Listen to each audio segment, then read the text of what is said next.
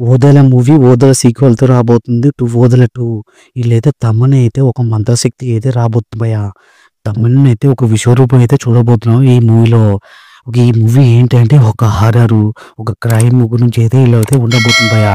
ఇంతవరకైతే తమన్ అయితే ఏ మూవీలో కూడా ఇట్లా యాక్టింగ్ అయితే చేయలే భయ్యా. ఈ మూవీతో తమన్ అయితే ఒక మంచి బ్లాక్ బస్టర్ అందుకోబోతుందని తెలిసిపోతుంది ఈ మూవీలో.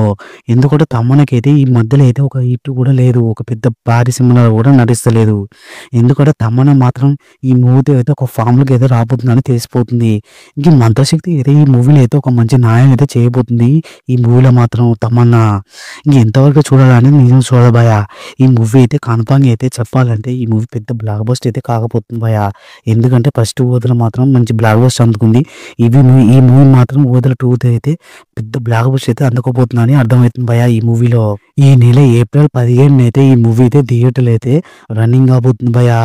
ఈ కన్ఫర్మ్‌గా పెద్ద బ్లాక్ బస్టర్ అందుకోబోతుంది తమన్నా మూవీ అయితే. ఈ మూవీ కోసం అయితే వెయిట్ చేద్దాం భయ్యా.